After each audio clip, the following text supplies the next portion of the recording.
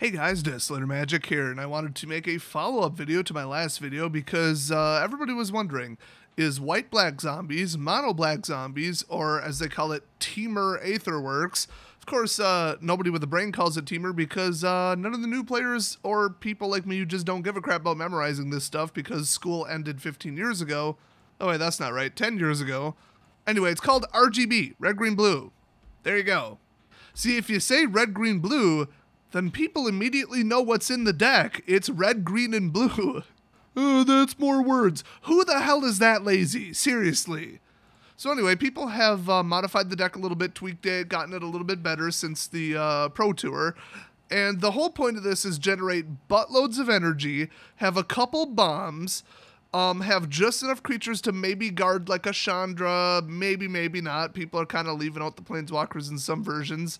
And they run kind of minimal removal, little bit of counter spells, but not enough to stop everything. That's the thing. I mean, in the #1 deck, this is the first place at Grand Prix Montreal right here, the deck looks so beatable. It's just ridiculous. The only thing that even gives it a chance of winning is Woodweaver's Puzzle Knot. Other than that, there's 4 copies of Aetherworks Marvel. They do speed through the deck to try to get it, but if you blow it up, their deck is halfway shut down. The problem is, without it, their deck can run just fine. It just kind of downgrades it to just a blah deck, like something about on par with a really good sealed pool deck.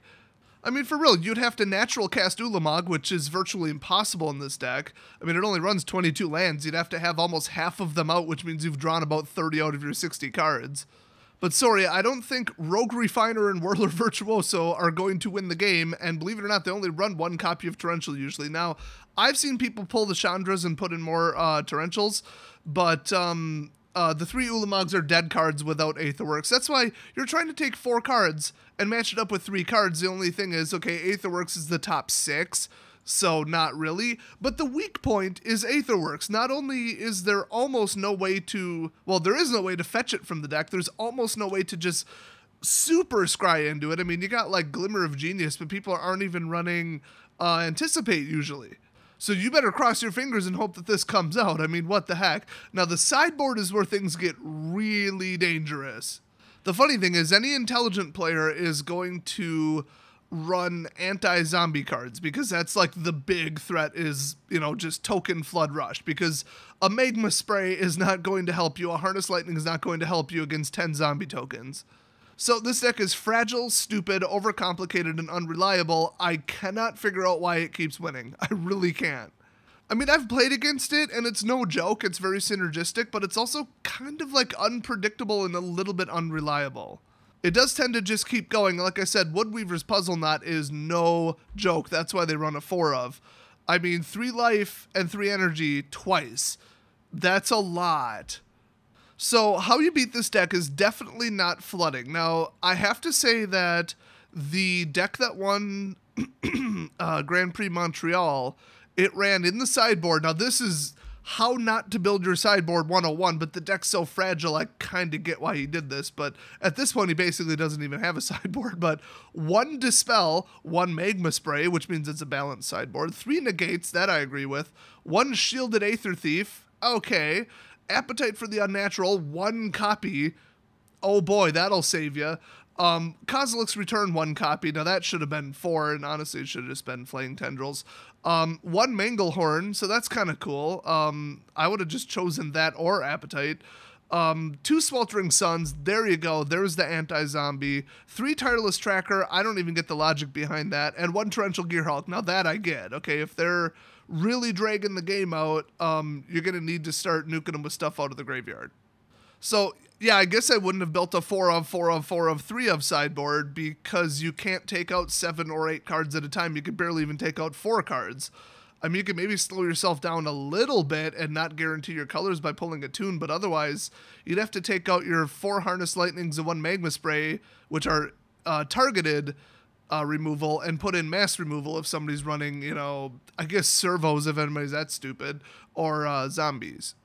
Oh, I just realized I said you should put in Flaying Tendrils, the deck's not black.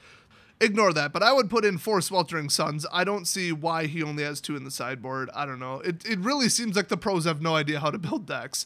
I can't imagine how this won. I mean, the math of it's not a good deck. And that's why I'm making this video, because guess what? This deck is comically beatable. And like I've said, I've played against it. It's pretty rough. I mean, if they can get their stuff on the field, they're good, but it's kind of slow. It has very limited early game removal, and long game it's probably going to beat you, so you got to beat him in the short to mid game. So the funny thing is Red Rush would just destroy this. Not Red Boost Rush, it would have to be Red Creature Heavy Rush, so in other words, Red wins. A little bit of ambush, especially like Trample, but toughness boosting ambush would be nice. You know, the +3/+3 to an attacker for 1, +2/+1 trample, that might keep you alive maybe. But probably like 24 creatures and 14 boost spells would just beat the balls off of this deck. So look up my deck called Relentless Red. I haven't modified it lately, but that deck would just shred this one. It's just too damn fast. I mean, keep in mind, the deck runs 7 creatures and they're not good. And I don't consider Ulamog or Torrential a creature because, I mean, come on, 6 cost, 10 cost, that ain't coming out before you can beat them. So absolutely dead cards if you're trying to win on turn 5 with Red Rush. So you would just have to play around the 3 sensors, which you got to watch for that. You know, you might want to put in more lands than you normally would just because of that garbage card. But the 1 Magma Spray and the 4 Harness Lightning, that's it. Attune with the Aether doesn't affect you. Glimmer of Genius doesn't affect you. And this is Renewal doesn't affect you.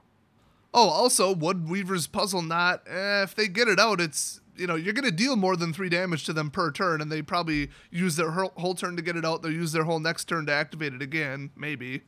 But the big one that I would say is, no matter what you're running, if you're running, we'll say, my Combat Specialist deck, I would take out the 8 creature removals, the Faith Unbroken and Deck in Stone, I think it is, and just put in, like, Fragmentize and 1 more Artifact Destroyer. I assume white has another one. I can't think of it, though. I really hope it does. If that's in the sideboard, you've got like an 80-something% chance of drawing at least one of them in a game. So you might want to even up it to like 9 or 10 if you can find it. I don't know if that many exist, actually. But yeah, you'd be taking out their Aetherworks Marvel, which is just cutting them off at the knees, and you could also blow up a Torrential Gear Hulk. So that deck is really darn good against this one, because if you prevent them from getting Ulamog out, the best they can do is hit you with their creatures, I guess, which is 1 Torrential, 4 Rogues, and 3 Whirlers. I mean, okay, the Whirler is annoying because he could just dump his energy into Thopters. That's kind of annoying, but, you know, Gisela and the Dwarf in the air, they're going to run out of Thopters pretty damn quick. So they can kind of stall a little bit, but you can stall harder with all that life gain. So still, I mean, I keep winning with that Combat Specialist deck, the new version of it. It's just, it's such a tough deck, and it's not even that expensive.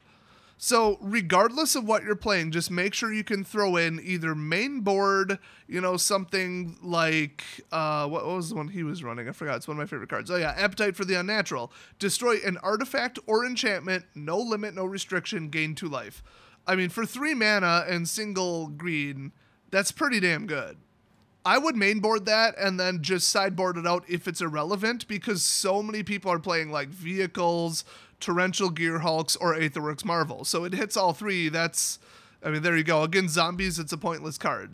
So, you know, well, actually, zombies kind of plays enchantments. I don't know.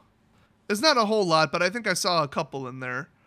But besides mainboarding in the sideboard, bare minimum 8 artifact removals. You just need it. And it exists. I mean, you know, you got your, Force Out or whatever that red card is. I mean, green has like 6 cards that'll get rid of an artifact right now. A deck like that could have just about anything else in it, creature-wise or spell-wise, and still win, because you just shut this deck down. I mean, like I said, they're not going to win with 7 garbage creatures. That's not good enough. And if you can even remove them, which creature removal is important because of Red Rush, people are still playing that, just not at the GPs. You could take out any kind of Planeswalker they put out, even like Black-White Super Friends. Those decks are annoying. But a little bit of creature removal, I mean, it's necessary for vehicles so you can kill the crew. But then, like I said, you want to keep the room for the artifact destruction. I wouldn't even really build a deck without 8 artifact removals either in the sideboard or split between the main board. It's just funny how like all the major decks that are popular either at the Pro Tour or just in general online or at FNM are all so like glaring weakness beatable. That's just funny to me. In fact, somebody went to my FNM a while ago and just ran a land destruction blue-red stall deck with like Oblivion Sower and Torrential. That was their win condition, and they just kicked the crap out of all the stupid net deckers. I think they ended up winning first place actually with that deck. He beat me against my Fine Kill It deck because he got rid of all my black sources. I was stuck with green and couldn't do a damn thing. Well, everybody's running 3 colors except for mono black zombies. So, yeah, just depending upon your local meta, what people are bringing to your FNM, that's how you should build it. You know what the threats are, you know what people are playing. And as always, the net deckers, they spend a ton of money. They are like, I'm not building another deck. Oh no, I keep getting beat. Whatever. They'll just stop showing up before they spend, $300 to switch to another net deck because they're just incapable of adapting or thinking for themselves or building their own damn deck. So once they're set on Temur Aetherworks, guess what? They're playing that. I mean, even if they lose every single week, that's what they're playing. They're not going to spend, $300-400 on like a zombies deck. So you just have to watch out for the rogue brews because somebody just putting something together that's kind of clever, like white humans or black-white vampire allies, that's actually doable. Black-red madness, green landfall. I mean, there's some damn good secondary decks out there, and they will crush you if you're running, 4 creature removal and 8 artifact removal like mainboarded or something. But hey, I personally would rather beat the net deckers and lose to the rogue deckers, so that's what it is. That's what I'm bringing. Now, the funny thing is I'm actually bringing black-white, and I'm going to target Aetherworks Marvel with Dispossess. That's what I'm actually bringing tonight if I can get into my building. Kind of a long story there. If I can't, that's where my deck is, and yeah. That would be the worst reason to not go to FNM is I can't retrieve my deck from my own damn building because I can't get to the front door. Oh, and that's just doing wonders for my business, by the way. So hopefully that helps. I know this is totally unnecessary for a ton of you because you just look at the deck list and you're like, oh, what the hell? I'll just blow up Aetherworks Marvel. I mean, it's clear as day. Like, you look at this deck, it barely does anything. It's so fragile. I mean, it's just unbelievable. I was delighted when I saw it. And plus, Token Rush, you gotta be kidding me. You have got to be kidding me. You know how many anti-token cards there are right now and just flood sweepers? I mean, most of them are black, but some of them are red. Red has a couple. Hell, you could win the game with Dampening Pulse. I mean, and Engulf the Shore. I just wish Whelming Wave was still legal because you could cast it for 0 and nuke the entire field of tokens. Oh my god, do I love that card. By the way, one of my longtime awesome supporters on Patreon is The Idiot Reviewer, which is pretty much the coolest name ever. He runs another YouTube channel where he does all kinds of unboxings of like really cool stuff, and he's not like super fake and annoying like that, what's the name of that douchebag I can't stand? Oh yeah, Unbox Therapy, where he acts like everything is like he's from the 1930s and it's time-traveling witchcraft technology.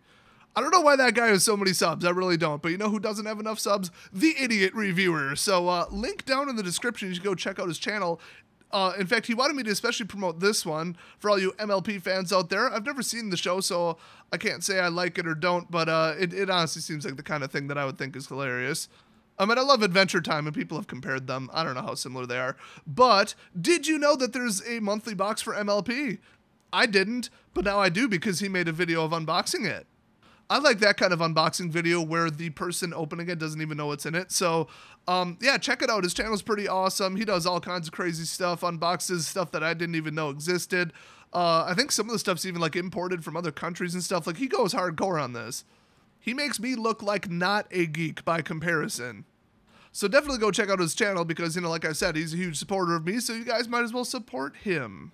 Thanks for watching. Have fun beating Temur Aetherworks, also known as RGB Aetherworks, and I'll see you guys next video.